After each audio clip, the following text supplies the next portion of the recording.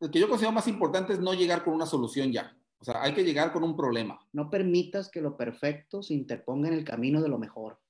Se oye muy filosófico, ¿verdad? Pero...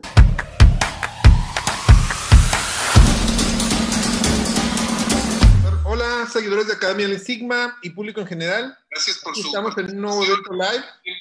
El evento de hoy se llama Kaizen o Bullshit. Este tema está bastante interesante. Tenemos invitados a Jorge Martínez, Six Sigma Master Black Belt, director de Academia Lean Sigma. ¿Cómo estás, Jorge?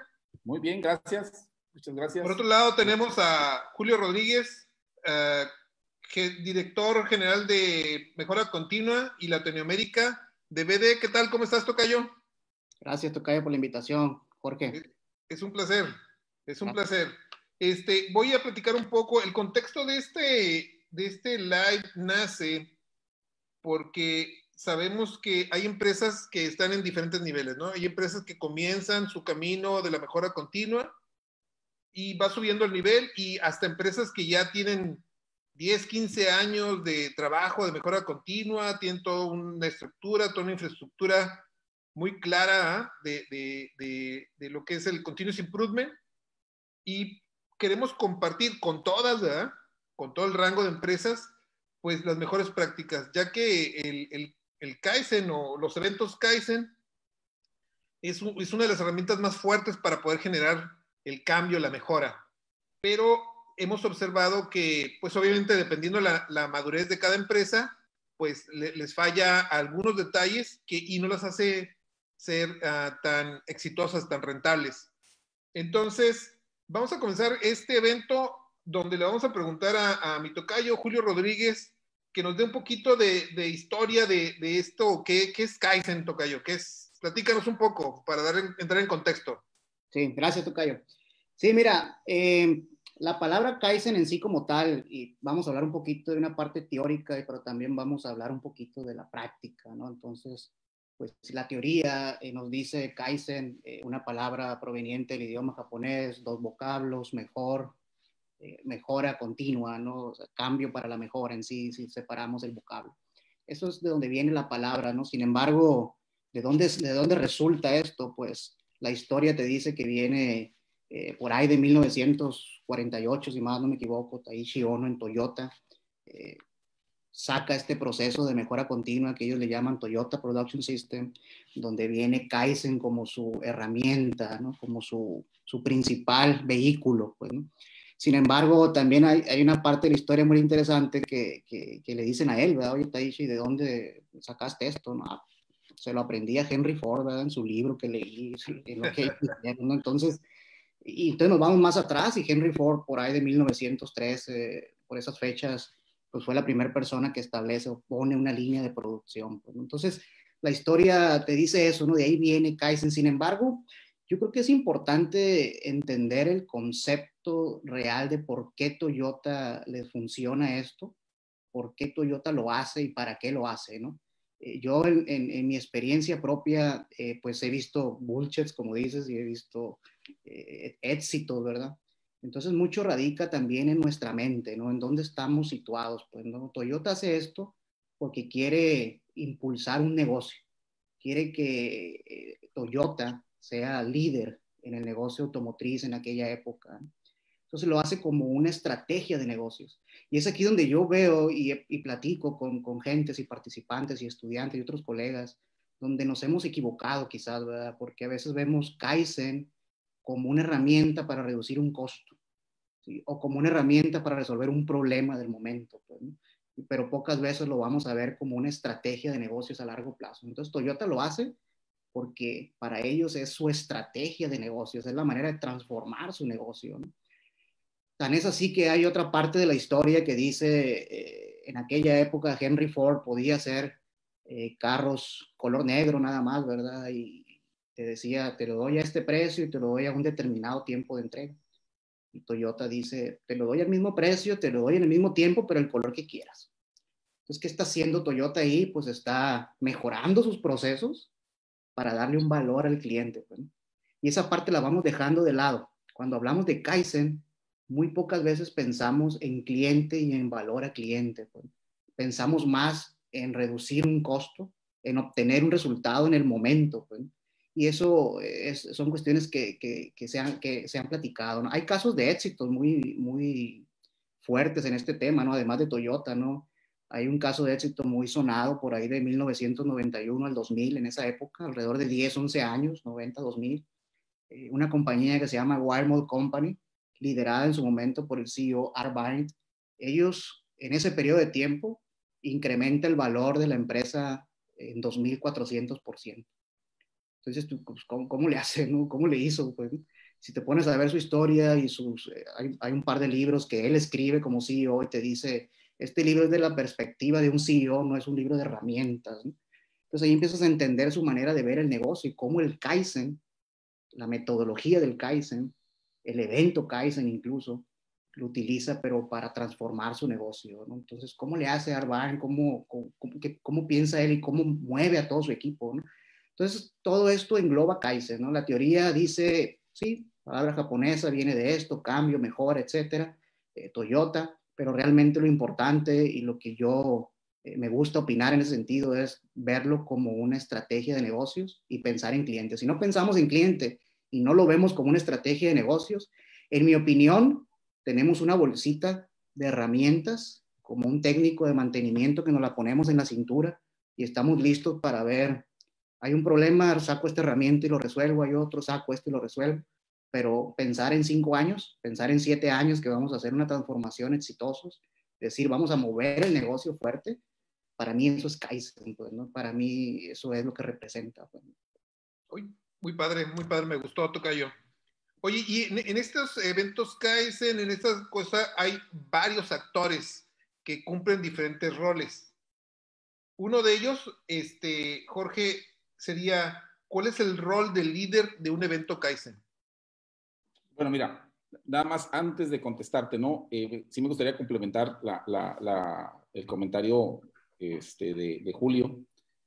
Completamente de acuerdo, ¿no? Y de hecho el tema de bullshit sería alineado a eso, ¿no? O sea, un Kaizen que no está dirigido a hacerte más competitivo, es un Kaizen de show, pues, ¿no? O sea, porque muchas compañías se la pasan haciendo Kaizen y Kaizen y Kaizen y Kaizen y no están siendo más competitivos a los ojos del cliente, ¿sí? Entonces ahí tú dices, tú esperas un año y ves la enorme cantidad de recursos y tiempo y esfuerzo que se dedicaron a hacer actividades según ellos de Kaizen, pero la planta no está en una posición de más competitividad, pues, ¿no? Entonces ahí es donde tú dices, esto es basura, güey, esto es bullshit, ¿no?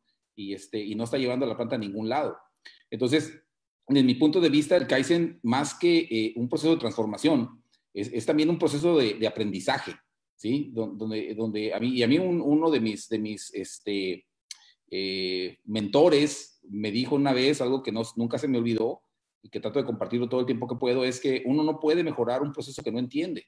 Entonces, el Kaizen en realidad es un proceso de aprendizaje donde tú tienes que aprender cómo está operando el proceso y por qué está operando el proceso como está operando ahorita, para poder estar en una posición de poderlo mejorar, ¿sí? Entonces, Kaizen más que otra cosa es eso también, es un proceso donde tú vas a aprender y precisamente ese aprendizaje te va a poner en una posición de mejorarlo de una manera que haga sentido para los clientes, ¿no? Entonces, hay también un crecimiento interno, o sea, el personal que está en la organización tiene que experimentar ese crecimiento para que el Kaizen sea efectivo. Entonces, el facilitador básicamente lo que tiene que hacer es asegurarse de esas cosas, pues, ¿no? De que el evento en sí, el evento de transformación, de mejora, esté fluyendo, pero que realmente esas lecciones de aprendizaje se estén dando. Si eso no está ahí, si se hace un Kaizen sin aprendizaje, el evento no va a tener éxito, ¿no? Y no va a ser sostenible. Entonces, hay en esas ocasiones, vaya, y de entrada, si vemos, hay diferentes tipos de Kaizen, y hay Kaizens que no ocupan facilitadores, pues, ¿no? O sea, en principio, un Kaizen es cualquier actividad que implique una mejora, ¿sí? Una mejora que sea, incluso, que tenga un impacto en los métricos del proceso. A mí me gusta, por ejemplo, definir Kaizen, y es una definición mía, por ejemplo, como modificar un estándar que me da un desempeño por otro estándar que me va a dar un desempeño mejor. Entonces, viéndolo de esa forma, yo veo el Kaizen como un cambio de comportamientos, un cambio de hábitos, ¿sí? Un cambio en la forma como las personas ven el proceso y por lo tanto al verlo de una forma diferente, actúan de una forma diferente. Y el facilitador se tiene que asegurar de eso, de que no sea solamente una transformación superficial, de que el flujo vaya creciendo, pero que al mismo tiempo que las personas que están participando están entendiendo más del proceso, ese entendimiento se vaya reflejando en cambios físicos que tengan un impacto en los métricos, y ahí debe haber un cierto flujo, pues, ¿no? Y ese es el rol, uno de los roles, ¿no? De los facilitadores. Pero aún en los casos en que no hay facilitadores, pues, ¿no? En Kaizens donde son más de motivación interna, porque yo puedo ser un supervisor de producción y quiero hacer un Kaizen en mi área, ¿no? Y con mi gente, y lo puedo hacer, no tengo que tener un facilitador. Yo me encargo de hacer esa transformación y de hacerlo de una manera continua, pues, ¿no? Si es algo ya más institucional, la alta gerencia determinó que hay un área de la planta que ocupa experimentar un proceso de transformación y quiere hacerlo de una manera más formal, y dedica ahí un facilitador. Entonces el facilitador se va a asegurar que esa transformación fluya, pues, ¿no? De una manera continua, pero que vaya acompañada de ese aprendizaje de todos los que están participando, que los que están dentro de ese proceso a ser transformado y se participen, que sus opiniones, sus puntos de vista, sus miedos sean considerados. Y sobre todo, obviamente, al final que el sostenimiento, bueno, que el impacto de los métricos se dé y que el sostenimiento también, ¿no? Se asegure. Pero no todos los eventos Kaizen ocupan realmente de un facilitador, ¿no? Aquí hay diferentes tipos de Kaizen dependiendo del tipo de mejora que se busca. A veces pensamos y asociamos a los Kaizens como eventos de transformación radical, donde en unos cuantos días vamos a ver una transformación una transformación acelerada de un proceso. Y está bien, ese es un tipo de Kaizen, pero no es todo, ¿no? En mi opinión, incluso los Kaizen más valiosos son aquellas pequeñas actividades de mejora, transformaciones pequeñas que están surgiendo todos los días, ¿no? Y donde el líder del proceso está actuando como facilitador. O sea, si yo tengo un operador que me da una idea, o un técnico que me da una idea, o un materialista que me da una idea, yo como jefe de área tengo que facilitar, ¿sí? Que esa idea se pruebe, y en caso de que se confirme que el resultado es bueno, se implemente y se sostenga. Entonces, y que se documente y que esas lecciones de aprendizaje se compartan, ¿no? Porque el Kaizen no es una actividad que sea aislada o intermitente. El Kaizen debe ser algo que esté presente todos los días. Entonces, si tú piensas en la figura de un facilitador, de entrada tú puedes estar pensando, pues el facilitador no puede tener un campo de acción demasiado grande, ¿no? Entonces estarías limitando el efecto del Kaizen en la organización. Y en una organización que trae una cultura de Kaizen, eso es algo que está ocurriendo todos los días, ¿no? Y ahí a mí me gusta pensar en el Kaizen más, o sea, como dijo Julio, una estrategia de negocios, pero también es una forma de vivir, ¿no? Y lo podemos ver si lo analizamos a nivel personal. Si yo quiero que me vaya bien como individuo, pues tengo que estarme preparando, tengo que aprender más, conocer más, estudiar más y aplicar eso que conozco, y en esa forma me da bien. Y lo mismo en un proceso. Si yo quiero que ese proceso se desempeñe bien, pues tengo que estudiar, tengo que conocer más del proceso y tengo que aplicar, pero tiene que ser una actividad continua, ¿no? Entonces, eso es algo que tiene que ocurrir de manera diaria como un estilo de vida, o como un estilo gerencial, o como un estilo de trabajar, ¿sí? Entonces, el facilitador puede ser alguien externo que venga y que asegure los recursos, especialmente si la transformación va a ocupar, pues, ¿no? Esas negociaciones con la alta gerencia, o o va a ocupar recursos que tengamos que tener disponibles a la hora de hacer la transformación. Pero también el facilitador puede ser uno mismo que tiene un rol gerencial y que quiere estar asegurando que las ideas que surgen en su área de trabajo estén fluyendo desde la concepción de la idea hasta a la prueba y a la implementación y al sostenimiento, ¿no? Entonces, un facilitador es el que se encarga de ese tipo de cosas. Ok. Tú, Cayo, ¿tienes algo que complementar al respecto de los roles? Por ejemplo, con el rol del líder o alguna cosa de tipo, porque hay mucho en juego en esta parte, ¿no? Sí, sí, yo creo que es importante, ¿no? También creo que de acuerdo con Jorge en lo que menciona y describe, ¿no? El Kaizen, un estilo de vida, una filosofía, una cultura, ¿no? Moviéndonos a la parte de un líder, un facilitador, además de lo que Jorge menciona, yo creo que este perfil es un perfil muy complicado, es un perfil difícil, o sea, cuando te toca hacer, cuando estás ahí, eres la persona que tiene que mover gente, tiene que mover equipos, tiene que convencer líderes, tiene que convencer gerentes, directores, etcétera, pues, ¿no? Van a apuntar hacia ti, pero también tú tienes que saber cómo abordarlos a ellos, ¿no? Entonces yo siempre recomiendo a este rol una persona que se va a ir preparando mentalmente también, que vamos a ir haciéndonos buenos comunicadores, trabajando mucho en cuestiones de liderazgo, trabajando mucho en el control emocional, trabajando mucho en la parte de ser perseverante, de aguantar, de resistir, porque Kaizen es un maratón, pues, ¿no? No son 100 metros, pues, ¿no? Es un maratón y hay que llegar a la meta, hay que llegar ahí, pues, ¿no? Entonces, este rol del facilitador líder lo hace complejo, ¿sí? Pero cuando tú lo haces en la vida real, es bien importante algunos aspectos. Para mí, una de las cuestiones más importantes, y Jorge lo mencionó, el aprendizaje. Tú tienes que hacer que la gente termine el evento Kaizen y con qué se quedaron, pues. Y tienes que hacer que ellos sean los que desarrollen la idea y la materialicen. Tú muchas veces puedes tener un poco más ya de experiencia, un poco más de conocimiento. Es como todo, haces un evento, 2, 3, 50, 100 más, el ojo se va desarrollando, tu intuición se va desarrollando, es normal. Un jugador de fútbol lo hace, un deportista de cualquier, lo hacen, pues, ¿no? Es lo mismo. Pero lo importante es que cuando tú llegues a esos niveles como líder o facilitador, hagas que ellos lo hagan. Tú vas a ver la respuesta antes que ellos, muy probablemente. La vas a ver. Vas a ver cómo transformar ese proceso en cuanto te paras ahí, quizás ya puedes detectarlo. Pero es importante que tú lleves al equipo a que ellos encuentren la manera de hacerlo.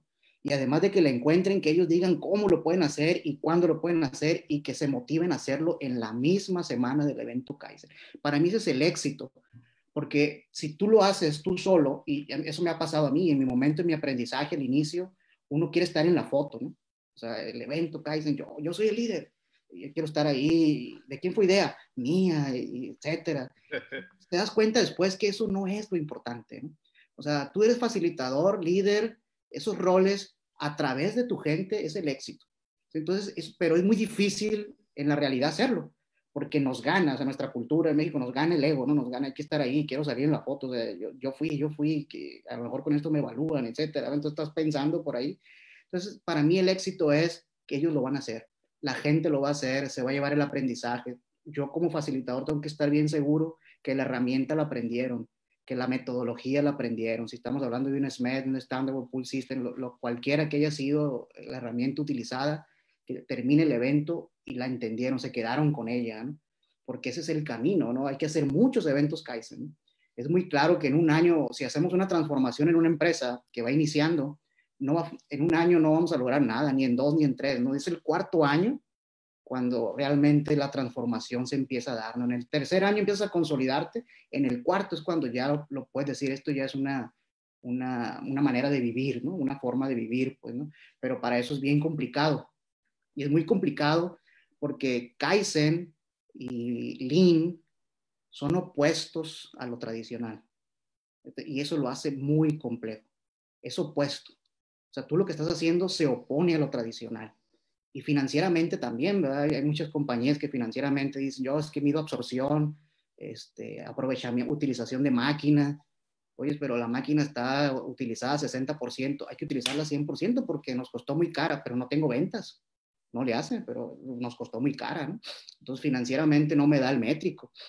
Ah, caray. Entonces aquí es donde empieza a haber una contradicción porque Kaizen, Lean te van a decir, trabaja a tiempo tacto, ¿verdad? Trabaja lo que el cliente te compra sobre esa demanda. Ahí diseña tus procesos, todo tipo de procesos. Entonces un facilitador sabe todo eso.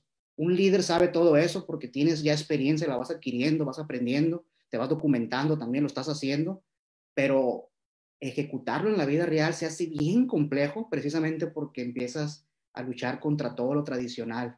Entonces hay que convencer mucho. Yo recomiendo mucho a líderes, facilitadores, ya son buenos, ¿no? Ya son buenos técnicamente hablando y hay que seguirse preparando técnicamente hablando, pero hay que prepararnos con inteligencia emocional, liderazgo, comunicación efectiva, presentaciones efectivas, todo ese tipo de cosas a veces no les damos el mismo peso de importancia, pero cuando estás en ese rol, a veces tienes 3, 5 minutos para que el VP de operaciones pueda leer tus 3, 4 slides que le vas a presentar y si no tuviste esas características, ¡pum!, se acabó y pudiste ser muy bueno técnicamente, ¿no? Entonces es un rol complejo, difícil, pero es un rol muy bonito también, es un rol apasionante, ¿no? Apasionante, porque ves el antes y el después, ves transformaciones, ves las caras de la gente, ves la felicidad, la gente se va bien contenta y se sienten, wow, hice esto en 3, 4 días, 5 días, no lo pueden creer. Yo creo que es donde tú ganas como líder, como facilitador,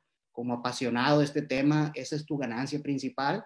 Y ahí donde viene el largo plazo, ¿no? Pensar a largo plazo, ¿no? Toyota decía, primero construimos gentes antes que construir partes, ¿no? O antes que construir vehículos, ¿no? Y eso es, ¿no? Ir formando gente, ¿no? Formando gente, ¿no? Entonces, eso es lo que yo agregaría ahí, tocayo, Jorge.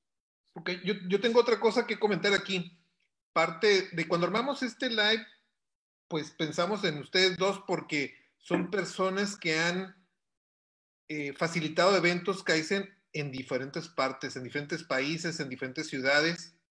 Y uno de los retos es el reto cultural. Uno de los retos es el reto cultural. Entonces, ¿qué hay de la cultura mexicana? ¿Qué hay de la cultura de otros países para este reto de un evento Kaizen exitoso? ¿Qué hay que hablar de eso? ¿Quién, Bueno, Jorge, qué nos comentas? ahorita, mira, fíjate, ahorita Julio mencionó algo bien importante, ¿no? Y es que él decía que Kaizen se opone a lo tradicional. Y es que esto, la verdad, no solo en México, en todo el mundo. La gente está acostumbrada a hacer las cosas de la misma manera y se siente cómoda haciéndolo ahí, no quiere cambiar. Es decir, el empuje de la necesidad de cambiar tiene que venir a veces de afuera, ¿ok? Hasta crear una cultura que favorezca al Kaizen es una cultura donde la gente se siente hasta cómoda con el cambio, pero eso no es normal, pues no es tradicional. Aquí tiene que venir primero un agente externo.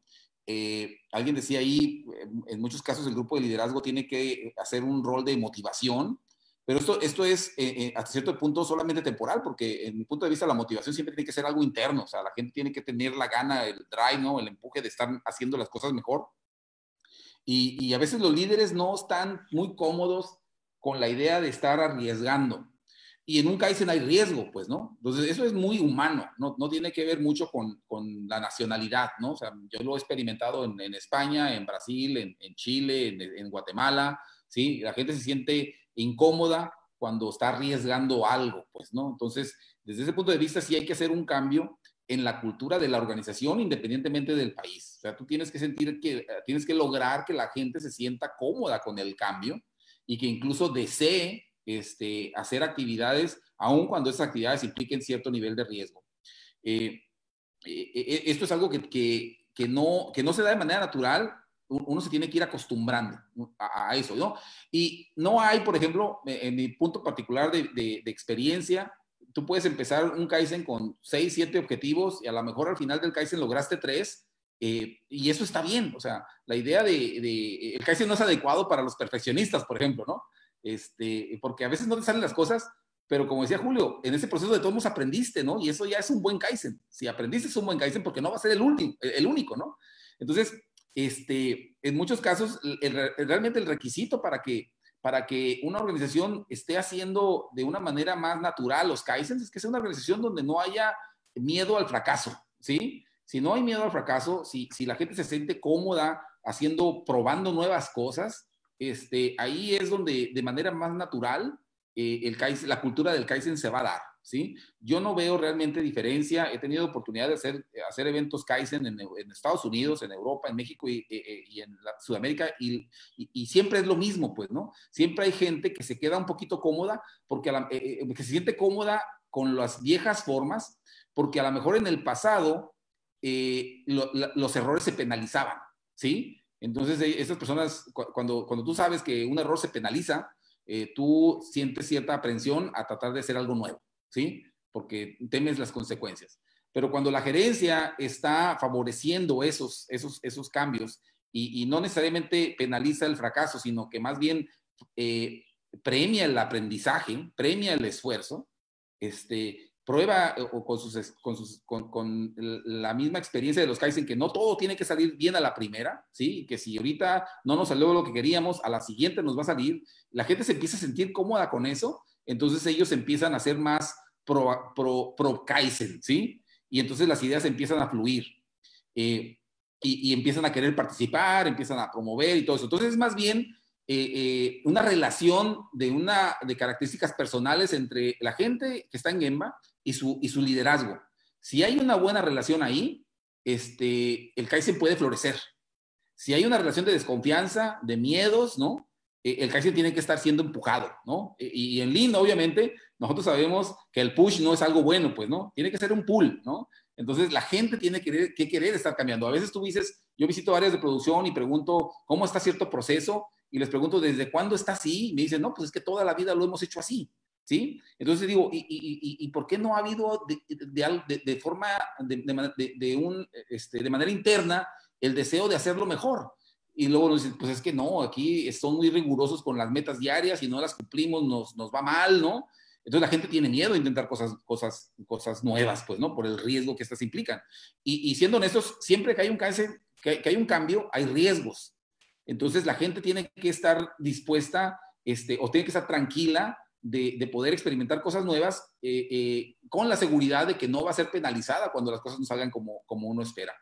Y ahí la actitud, la forma de hacer el management es la que hace la diferencia, ¿no? Ese acercamiento es clave para que la cultura del Kaizen florezca dentro de las plantas. Entonces, si me preguntas diferencias, yo no veo muchas, ¿no? Creo que incluso en Latinoamérica tenemos las ventajas de que somos muy creativos porque estamos obligados a hacer cosas con bajo presupuesto, ¿sí? Eso es, o sea, la escasez de presupuesto es algo común en las plantas latinoamericanas y esa es una característica del Kaizen al estilo Toyota, ¿sí? Es hacer mejoras donde la creatividad sea el ingrediente principal y no necesariamente el acceso a un buen presupuesto. Entonces, por ese sentido, a lo mejor sí llevaríamos nosotros una ventaja, ¿no? En Latinoamérica. Pero desde la perspectiva de la resistencia al cambio, yo siento que sí hay un componente cultural ahí importante a nivel global, ¿no?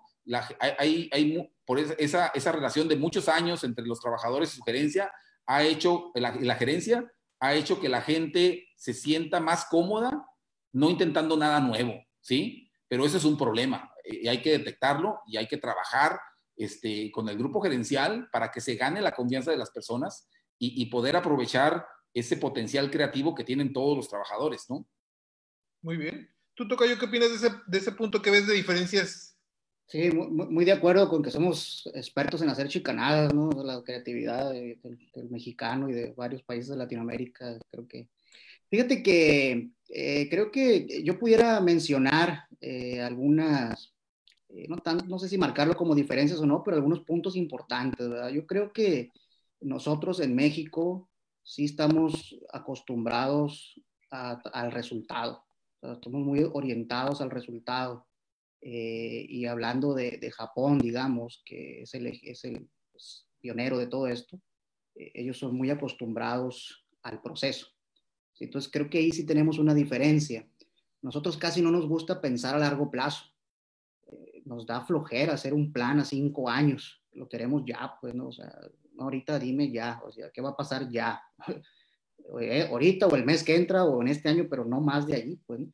Y si empezamos con este tipo de estrategias y en los 2 primeros 3 meses, o sea, todavía no están esos ahorros que toda la compañía quiere, pues ya no sirve, esto no funciona y todo, porque no lo podemos ver a largo plazo, ¿va? Nos cuesta un poquito, ¿no? O sea, somos un poquito indisciplinados, pues, ¿no? Y en Japón sí son muy dados a la orientación a procesos y al pensamiento a largo plazo y al pensamiento humano, ¿no? En alguna lectura que tuve por ahí recuerdo que hablaba de el deporte nacional en Japón, ¿no? Sumo, ¿no? Además del ganador de un torneo en su deporte nacional, ellos hacen 3 premiaciones adicionales a eso, ¿no? Premian por habilidades, por actuación destacada y por espíritu de lucha, pues, ¿no? Con el mismo valor del que gana el torneo, pues, ¿no? Entonces ahí te das cuenta que si ese es su deporte nacional, ellos están pensando en los procesos, ¿sí? Están pensando no solamente en el resultado, pues, ¿no? Incluso en esa misma lectura que tuve por ahí ese tiempo mencionaba que un luchador de sumo, sus ingresos no están en función del torneo que ganó, están en función de su historial, pues, ¿no? De eso depende el sueldo y los ingresos de los luchadores, ¿no? De sumo. Y si nos vamos ahora a nuestro deporte nacional, fútbol, voy a mencionarlo, algunos van a decir base, etcétera, pero voy a poner el ejemplo del fútbol, ¿verdad? Difícilmente vamos a ver que se tome la decisión de empezar a formar y transformar toda la federación y lo que sea, cuerpos directivos, etcétera, para ganar el Mundial de 2038. O sea, no hay manera, pues, ¿no? De que eso suceda, pues, ¿no? O sea, es un año antes, 2 años, no sé si me fui muy lejos. Te fuiste lejos, tocayo. Para ganar ¿no? Y luego no ganamos. Entonces, creo que esos sí son para mí puntos importantes en la manera de pensar entre otros países y entre esto, ¿no? Entonces, muy de acuerdo con Jorge, ¿no? He tenido también oportunidad de ir a otros lugares a ser líder de Kaizen, ¿no? Entonces, te das cuenta de que tienes que enfrentarte a barreras de idioma, barreras de forma de pensar, etcétera, pero hay un ingrediente muy común en todos, ¿no? Y es la disciplina. Si la disciplina existe, puedes llevar a cabo cualquier éxito, cualquier transformación, ¿verdad? Y eso uno lo ve, ¿verdad? O sea, he tenido esa oportunidad en Bosnia, en Rumania, en España, Dominicana, Puerto Rico. Te vas dando cuenta de que la gente se disciplina, o sea, la gente es disciplinada, la gente le gusta, pero también tú, y mencionábamos antes el rol de facilitador líder, ¿verdad? Tú tienes que hacer esa motivación también, irla caminando, te tienes que dar cuenta los líderes, en qué posición están, te tienes que dar cuenta en la historia, hay diferentes factores, ¿no? Entonces yo sí pensaría que nuestra mentalidad orientada a resultados nos afecta, ¿no? Nos afecta un poquito para no poder ver esto como una estrategia a largo plazo, ¿no? Y hemos estado en diferentes compañías, yo he estado en diferentes compañías, y muy pocas veces te toca ver que estamos pensando al éxito de 5 años, ¿no? Por ahí trabajé en una compañía, sin mencionar nombres, donde considero fue mi aprendizaje en Lean muy fuerte, y el CEO de esta compañía fue el promotor, ¿no? El promotor y todos los vicepresidentes, cualquier nivel de jerarquía tenía que participar y liderar eventos Kaizen en toda la organización, pues, ¿no? Incluyendo el CEO, todos, pues, ¿no? Entonces yo así empecé mi carrera de Lean, pues, ¿no? Viendo eso. Y él llegaba y visitaba las plantas, en este caso lo de Tijuana, y pues ya sabes, un CEO, ¿no? Hay que recibirlo con alfombra, rosas en el piso, y la sala de juntas bien nice y todo. Haciendo el show. Él entraba a la sala de juntas y empezaba 2, 3 slides del gerente de planta y los paraba, ¿no? Lo que me vayas a decir, dímelo aquí, vamos, dímelo en piso, ¿no? De producción. No, pues ahí todo, espérate, ¿no? ¿Qué onda, no? Y en piso sus preguntas eran a los procesos. Entonces yo eso fui viendo, eso fui aprendiendo, y aprendí ese método con esa manera de pensar. Después me fui a otras empresas y pensé que era lo mismo. Era inocente yo, pensé que era lo mismo. Es igual, dije, donde vayamos. No, te das cuenta de que no es igual. En otros lados es lo opuesto totalmente, ¿no?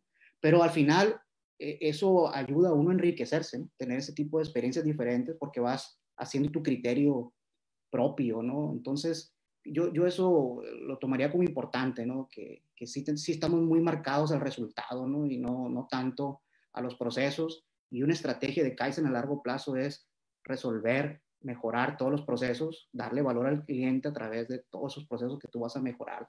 Eso lo explica muy bien Art Byrne, por ejemplo, en su libro, de este ejemplo que les puse de la compañía de Warmont Company. Hay un libro que se llama Lean Turnaround, por ejemplo, si lo pongo aquí si lo quiere la gente ver y luego adquirir. Es un libro donde él como CEO te dice su manera de pensar, ¿no? Entonces, creo que es importante eso, Cayo. Fíjate, Julio, que complementando lo que dice Julio, el otro Julio, en muchos casos yo me he encontrado con alumnos o amigos que me dicen, yo no puedo hacer Kaizen o en mi planta es muy difícil hacer Kaizen porque la gerencia no cree en esto, ¿no? O sea, desde arriba no hay apoyo. Y entonces yo les digo, bueno, o sea, si tú puedes ahí decidir, bueno, si los de arriba no quieren, pues igual puedes no hacer nada. Pero al final de cuentas, mira, tú tienes un área de responsabilidad, ¿sí? Y tienes clientes. Entonces, nada impide que dentro de tu área de responsabilidad tú apliques la cultura de Kaizen. O sea, tú estés continuamente haciendo la transformación, haciendo mejoras, logrando el engagement con tu gente, trabajando con la disciplina para sostener esas mejoras. Y tarde que temprano, eso que estás haciendo va a brillar, ¿sí? Va a brillar, te vas a hacer notar y tu área de influencia puede crecer. Entonces, no necesariamente tienes que traer el compromiso y el apoyo de la alta gerencia. Es deseable, como dice Julio, ¿sí? Yo pienso que el mejor de los mundos, cuando tienes un grupo directivo arriba que cree, que apoya y que está convencido, pero no es un factor limitante. Si yo soy un jefe de línea o un supervisor de producción o un gerente de almacén, ¿sí? Y la gerencia no está comprometida, yo tengo área de responsabilidad, tengo clientes, tengo gente a mi cargo, tengo un área a mi cargo, y yo puedo hacer en mi área de responsabilidad, aplicar todo esto, pues, ¿no? ¿Sí? Identificar quiénes son mis clientes, qué es lo que agrega valor para ellos de lo que yo hago, trabajar con mi equipo, a lograr que mi equipo esté creciendo, esté desarrollándose, aprovechar ese potencial creativo de ellos y empezar a hacer cosas que mejoren los indicadores de mi área, con o sin el apoyo de la gerencia. O sea, y así es como empezó, por ejemplo, Taishi Ono, por ejemplo, ¿no? Empezó como supervisor de producción y empezó a hacer cosas muy, muy importantes, empezó a brillar, lo promovieron, siguió aplicando lo mismo, lo promovieron y eventualmente pues llegó, ¿no? A un puesto ejecutivo en Toyota. Pero no se esperó a que todo el mundo, pues, ¿no? A que toda la compañía estuviera sincronizada con esta cultura. Entonces, esto es algo que en un mundo ideal viene desde arriba, pero en un mundo real puede empezar desde abajo y empezar a crecer desde abajo. No hay que esperar pues a que sea la gerencia la que de repente le suene la campana y empiece a dar la dirección y a facilitar las cosas. Tú ya tienes, incluso si no tienes a nadie que se reporte contigo, tú puedes empezar a hacer Kaizen en las cosas donde tú estás trabajando, ¿sí? Y a final de cuentas, yo como gerente, por ejemplo, si tengo gente que está haciendo muy bien su trabajo y que está dando muy buenos resultados y cada vez está haciendo mejor las cosas, yo lo promuevo, pues, ¿no? Y al promoverlo a esa persona es un reconocimiento, pues un reconocimiento de que lo que está haciendo está bien. Lo más seguro es que lo siga haciendo ahora en un área más grande, después en un área más grande, ¿sí? Y eventualmente la influencia va creciendo, ¿sí? Entonces, sí estoy muy de acuerdo con lo que dice Julio, ¿no? Nosotros por cuestiones de la vida, porque a final de cuentas sí vivimos en un ambiente más turbulento que el primer mundo, por ejemplo, y no tendemos a pensar así en largo plazo, ¿no? Y queremos resultados de corto plazo. Eso sí es una limitante. Tenemos que hacer planes a largo plazo, pero también de repente tendemos a creer que si no tenemos el apoyo de la gerencia no podemos hacer nada, ¿no? Y eso sí eso es un problema. Sí, no es deseable, pero no es necesario, ¿no? Hay mucho que se puede hacer dentro del campo de autoridad que nosotros mismos tenemos. Ok, sí, muy bien. Y yo quisiera saber, ya hablando ya como de cosas más aterrizadas, estuvimos ahorita filosofando, ¿no? Filosofía, pero ya hablemos de cosas de veras. Tocayo, platícame la historia de algún evento Kaizen que hayas visto, no lo hayas hecho tú, Tocayo, que lo hayas visto, que te platicó un amigo, que te platicó el primo de un amigo que ha estado mal ejecutado y qué pasó. Platícanos. No, y que me han tocado a mí hacerlo, o sea, no pasa nada, yo pienso que es parte de nuestro aprendizaje, nuestras experiencias vividas, ¿no? Incluso te tiene que pasar eso para que vayas viendo, ahora que sí, el plan Dushek ¿no? Mentado, ¿no? Entonces te tiene que suceder, ¿no? Yo tengo un ejemplo muy, muy claro, a mí me sucedió, me tocó ser líder, facilitador, y considero uno de los proyectos más importantes incluso en mi carrera, en términos de transformación. Es una transformación completa de un área de producción, te hablo de 2.500 gentes, donde se transformó un proceso, ¿no? O sea, una manera de cómo trabajaban a una forma muy distinta, ¿no? Pues, técnicamente te hablo de celdas en U, donde se integró todo el proceso completo, ¿no? O sea, pero fue un cambio muy fuerte porque había 20 años haciéndolo de la otra forma, ¿no? Aislado, separado, etcétera, ¿no? Llegamos a eso, sucedió, se dieron las celdas, se implementaron todas, en el evento, digamos, en los días del evento, pues fue exitoso, ¿no? Pues, se dio una respuesta, se empezó a implementar y todo exitoso. El problema vino en el sostenimiento, que es una de las cosas muy complicadas, ¿no? Dicen que buenas empresas hacen Kaizen, grandes empresas lo sostienen, ¿no? Entonces, el sostenimiento empezó a ser muy complicado, a no llegar a los números, porque ya eran 4 celdas, después 8, 16, 20, 24, entonces fue creciendo tanto que ahora cómo haces que toda la gente se mueva, ¿no? Que toda la gente esté cooperando, no nada más las que participaron en el evento, ¿no? Todas. Entonces, el aprendizaje para mí ahí, o digamos que la parte que ocasionó poner en riesgo ese proyecto es mi lección aprendida. Yo no incluí al líder de operaciones, al líder de producción, al director, gerente en esa época, desde el nacimiento de la idea hasta la materialización, pues, ¿no? Y después me di cuenta que era la persona que yo necesitaba a mi lado para trabajar juntos y para que esto lo transformáramos, ¿no?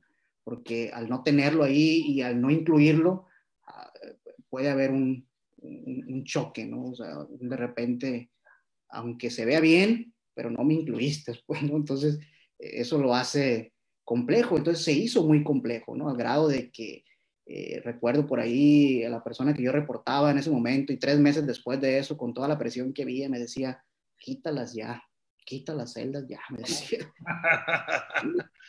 Y yo, ¿sabes qué? Si yo quitamos estas celdas en ese momento, tengo que entregar mi renuncia también, ¿verdad? Porque mi credibilidad se pierde, pues, ¿no? Entonces, mejor vamos a ver qué está pasando y ya empezamos a trabajar con la persona y yo aprender de ahí a regresar a esa parte de humildad, a esa parte que mencionaba al principio de que salte de la foto, pues, ¿no? Salte de la foto Querías salir en la foto como héroe y... Entonces, y eso es un gran aprendizaje para mí, ¿no? Es un gran, gran aprendizaje. Al final de cuentas, terminaron siendo exitosos, se replicaron. Pero fíjate que Lean, y regresando a este tema, o puntualizando en este tema, Lean o Kaizen no es tan difícil. Más bien no es difícil, técnicamente hablando. No lo es. Mucho más difícil metodologías como Seis Sigma y estadística, ¿no? Jorge es experto en esa parte, no me dejará mentir. Mucho más difícil.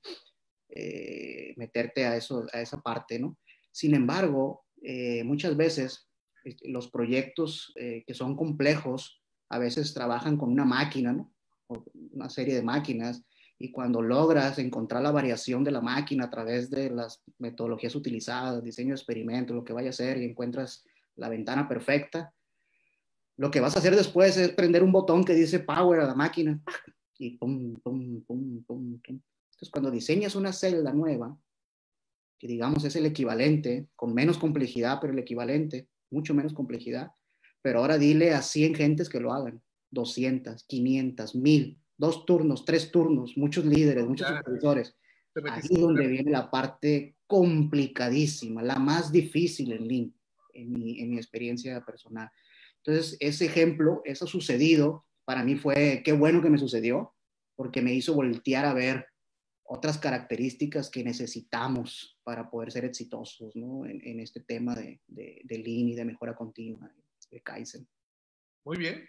Ahora, Jorge, te toca a ti platicarnos una historia de ese tipo. Que la haya hecho él también, ¿no? Pero va a decir que hay un problema, en realidad, nunca he tenido un fracaso en Kaizen. Voy a tener que inventar uno. No. Como en todo, ¿no? Dentro de las experiencias, sobre todo, por ejemplo, que tuve con Argo, ¿no? Donde llegaba yo de repente con un equipo de consultores por primera vez a pisar una planta y prácticamente al día siguiente ya teníamos que estar haciendo Kaizen, ¿no?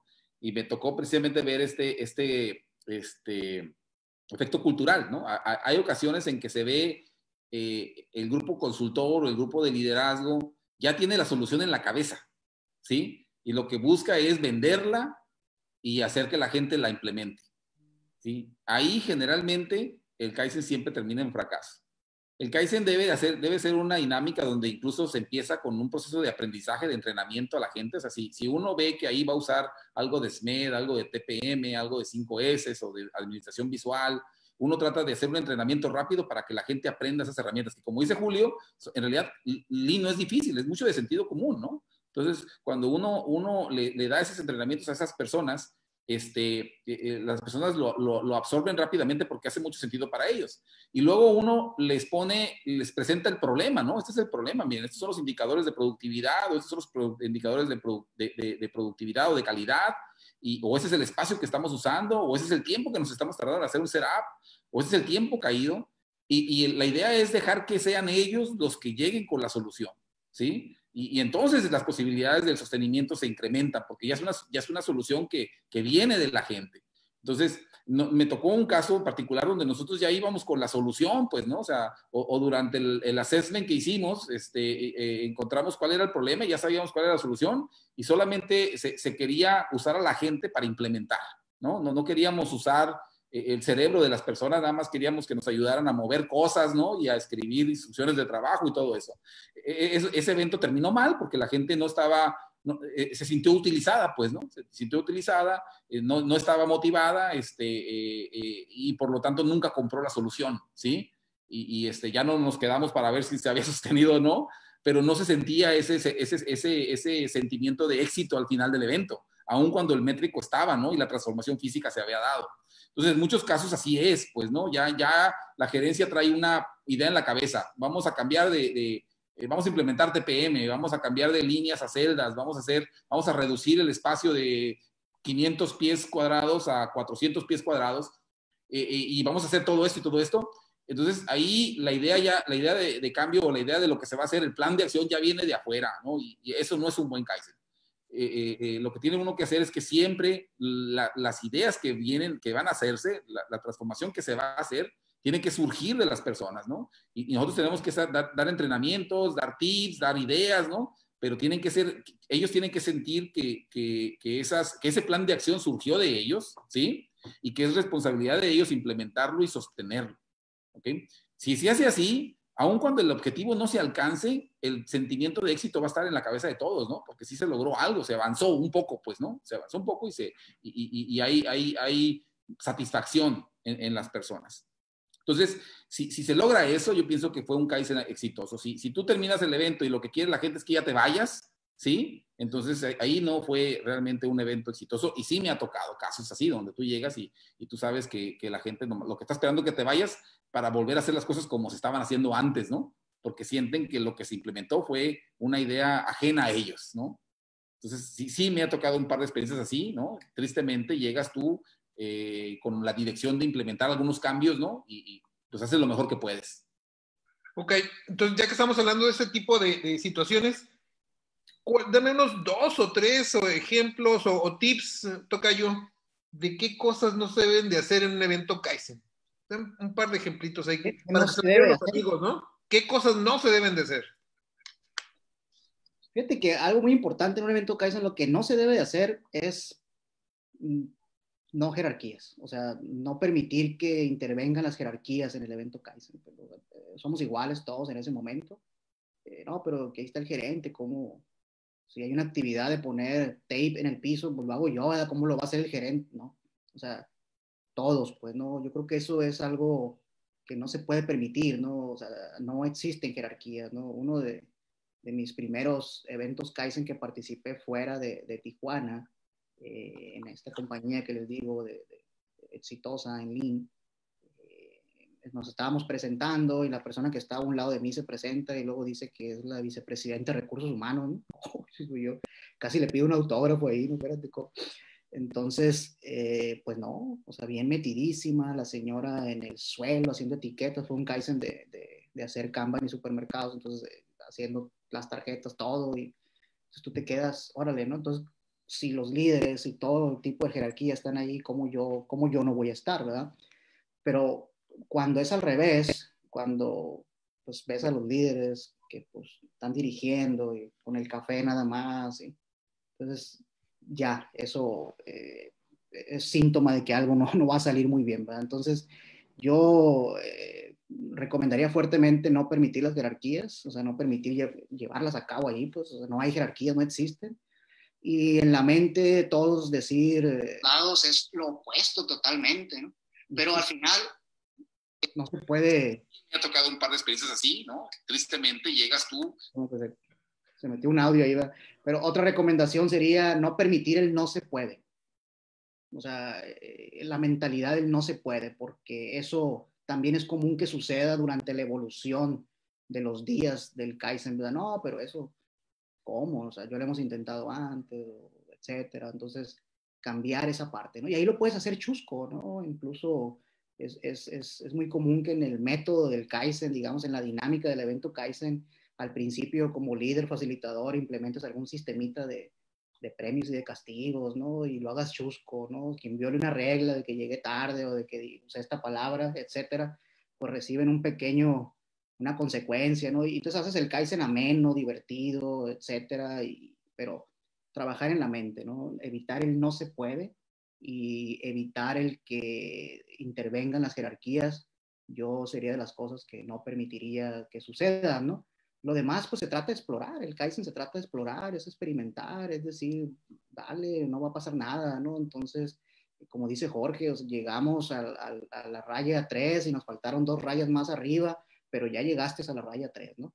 Hay una frase bien importante que me gusta utilizar mucho a mí cuando doy cursos, sobre todo, o cuando ayudo a facilitar, y siempre menciono, no permitas que lo perfecto se interponga en el camino de lo mejor.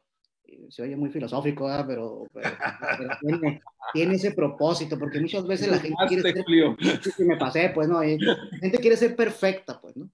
Hay que implementarlos hora por hora en la línea. No, pero es que ese, ¿no? Ya mandé a hacer unos así de acrílico, o sea, que me los van a hacer en no sé en dónde. No, no, bueno, está bien, pero ahorita puede ser mejor porque no tienes nada, ¿no? Ahorita puede ser mejor que ayer. Pues, ¿no?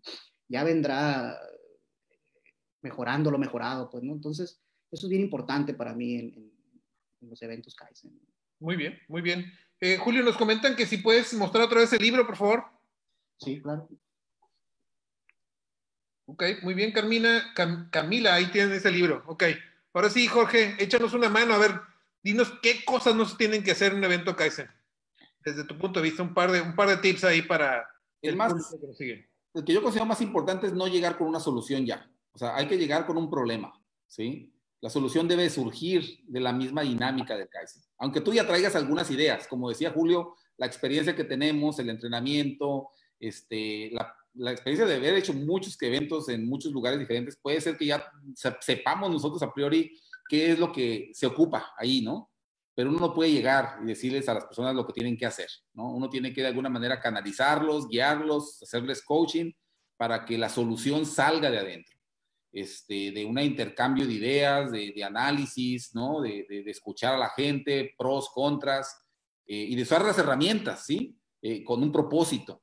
Entonces, cuando la solución surge de adentro, el equipo, la actitud del equipo es completamente diferente, ¿sí? Entonces, para mí, ese sería el requisito número uno. Después, obviamente, lo que ocupamos es que la gerencia muestre mucho interés, ¿sí? No nomás durante el evento, sino después del evento, para asegurar que los resultados se dieron, se sostienen, la parte de la felicitación, ¿no? Que la gente diga, mira, esto que hicimos es importante para ellos, ¿no? Entonces, están viniendo, están contentos, están trayendo visitantes, hicimos algo bueno, hay que sostenerlo y hay que llevarlo más allá. Entonces, esos son dos puntos que son claves desde mi punto de vista para que un Kaizen tenga éxito. Ok, muy bien. Ahora, entonces toca, Junito, ahora que nos des unos 3 puntitos de qué cosas son muy importantes que tenemos que hacer en un evento Kaizen. Y pues ahí me gustaría, no sé si existen, ¿verdad? Recomendaciones que para mí son las cosas más importantes. El sostener el evento Kaizen. Que lo que hiciste es que se sostenga, que no se caiga, pues, ¿sí? A ver, échanos unos tips ahí, por favor. De acuerdo, sí, ese sería para mí uno de los más importantes, el sostenimiento. Creo que nos falta el proceso de sostenimiento, ¿no? A veces pensamos que el Kaizen son los 3, 4, 5 días del evento y ya se acabó, pero no, lo más difícil viene después, ¿no? Entonces yo te recomiendo un proceso de sostenimiento, un tablero, un pizarrón sencillo, pero donde cada evento Kaizen lo puedas tener visual durante 12 semanas. Yo te recomiendo 12 semanas y cada semana revises el métrico que mejoraste o los métricos que mejoraste en ese evento Kaizen. Si tú logras sostenerlo 12 semanas consecutivos, se hace hábito. O sea, ya es tuyo, pues ya lo controlaste, pues ya lo controló el sistema, ¿no? Ya entró, ¿sí? Pero lo importante aquí es que todos los eventos Kaizen en tu compañía, todos estén en ese tablero, pues, ¿no? Es un tablero muy sencillo, podemos compartir templates si gustan después y a través de sus redes. Y lo que te recomiendo es que lo utilices como una herramienta de junta, ¿no? Haz que los lunes, los viernes, el día que tú decidas, pero todas las semanas, juntes a los que fueron líderes o facilitadores de ese evento Kaizen y a la gerencia principal, a la gerencia senior, incluido al líder máximo, ¿no? Que estén ahí y que puedan decir qué sucedió, cuál fue el resultado. Si estamos hablando de que fue un Kaizen de SMED donde redujiste de 30 minutos a 10 minutos la duración del cambio, el changeover, durante 12 semanas hay que medir en cuánto tiempo está. Pero como es un sistema y es un proceso, si está rojo, es decir, si una semana no estás en meta, tiene que llegar el líder y el facilitador con un formato sencillo de causa raíz y de acción. ¿Qué sucedió? ¿Qué pasó? ¿Y qué estamos haciendo para regresarlo a la normalidad? Si tú te das cuenta que en esas 12 semanas estás rojo, rojo, rojo, pero rojo como tomate, pues hay que volver a hacer el Kaizen, ¿no? Hay que volverlo a llamar, hay que volverlo a hacer y hay que ver qué sucedió, qué pasó, ¿no? O sea, qué está pasando en el sistema, ¿no? Entonces, pero no podemos movernos si no tenemos un proceso de Kaizen. No se acaba ahí con el Kaizen nada más, ¿no? Hay compañeros que he conocido, que conozco y que incluso ellos no dan su diploma hasta que caben las 12 semanas, ¿no? A la gente, ¿no? Entonces es su manera de verlo porque dicen todavía no se acaba, ¿no? Entonces digo, ya es cuestión de interpretaciones, ¿no? Entonces yo recomendaría mucho esa parte del sostenimiento de los Kaizen. Recomendaría mucho un buen pretrabajo. Creo que es importante un buen pretrabajo porque los Kaizen tienen que ser transformación. O sea, muchas veces también, y no lo hemos mencionado aquí, pero muchas veces hay omisiones o cometemos el error. Casi no me gusta usar la palabra error porque parece negatividad, no me gusta usarlo mucho, pero cometemos esas imprecisiones de que usamos el Kaizen para llegar con un plan de acción a futuro, pues, ¿no? Entonces, cuando realmente el Kaizen tiene que ser transformación, o sea, en ese periodo de tiempo que lo determinaste, va a suceder el cambio, sea cual sea, ¿no? Entonces es importante un buen pretrabajo que te lleve ahí. Y tú como líder y facilitador te interesa, porque tú quieres que la gente vea el antes y el después, pues no quieres que después va a suceder en 10 semanas, porque a lo mejor los que estaban ahí ya ni supieron, ya ni vieron, ya son otros, etcétera, ¿no? Entonces yo te recomiendo mucho eso.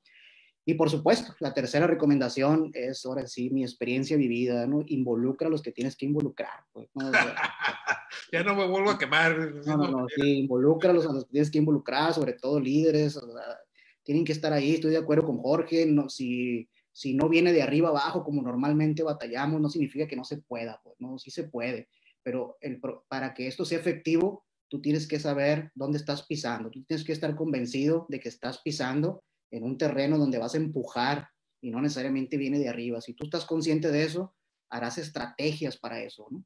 O sea, y estrategias sencillas, ¿no? Una muy sencilla, por ejemplo, es selecciona tu primer Kaizen que sea un jonrón. O sea, tú puedes ver ahí, tengo 5, 6, 7, 8. El primero que vas a hacer, que sea un jonrón. Y un jonrón me refiero a que sea visto, que puedan ver el antes y el después, que pueda tener un impacto fuerte, ¿no? Porque eso te vas a ganar a muchos, te vas a ganar a muchos. Y ahí como vas a ir avanzando, ¿no? Sí. Muy bien. Ahora, Jorge, te toca a ti darnos unos tips ahí, unos 3 tips. Tienes el mute del teléfono, el audio, ¿eh? Ahora sí ya. Bueno, mira, va a ser difícil agregar algo a lo que ya dijo Julio, ¿no? Que está bastante completo. Pero mira, digo, yo tengo mis propias definiciones de Kaizen. Una de ellas, obviamente, es que un Kaizen reemplaza viejos hábitos por hábitos mejores, ¿no? Entonces, como resultado de eso, después del Kaizen es importante estar monitoreando los hábitos, esos nuevos hábitos, ¿no? O esos nuevos comportamientos, que realmente se estén haciendo los nuevos comportamientos, no se haya regresado a los anteriores. Eso son como monitorear las X, ¿no? De un proceso, ¿no? Que son, en este caso, los comportamientos, que se estén siguiendo. Entonces, aquí el trabajo estándar para líder es clave. Por otro lado, aquí se hizo énfasis, Julio, el monitoreo de los métricos, ¿sí? Los métricos que fueron afectados por esos cambios en los comportamientos.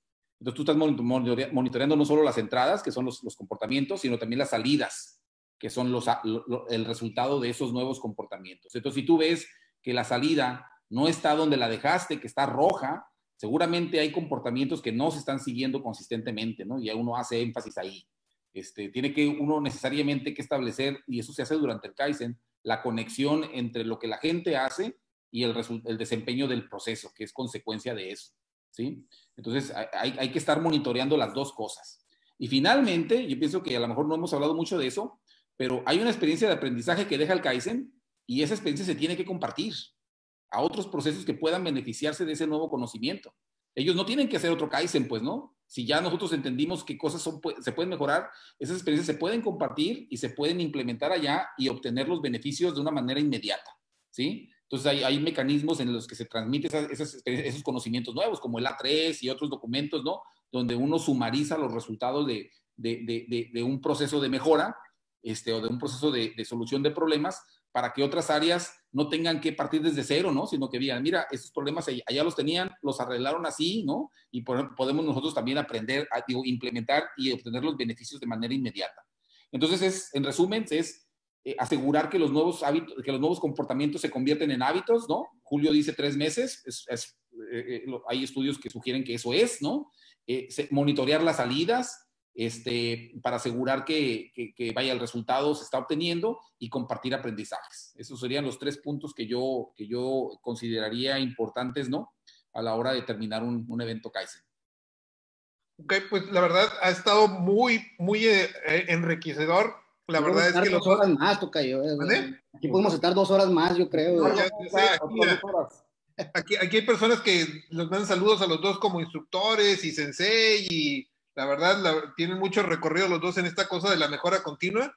Estamos aquí sumando, no sé, 50 años de experiencia de mejora continua. 40 de Jorge de edad y 10 míos, ¿no? Entonces, y la verdad ha estado muy padre el evento. Ya terminamos aquí con nuestra hora. Quiero agradecer a todo el público. Tocayo, muchísimas gracias. Jorge, muchísimas gracias por compartir todo esto con la gente. Yo creo que se van a llevar tips muy importantes para poder ejecutar eventos Kaizen exitosos y no caigan dentro de la categoría de los Kaizen bullshit, ¿verdad? Sí. Muchas gracias y nos estamos viendo la próxima semana con otro tema. Padrísimo, muchas gracias a todos. Gracias, hasta luego. Gracias por la invitación. Gracias, Jorge. Gracias, Julio. Gracias, Julio, por aceptar. Gracias. Gracias, hasta luego.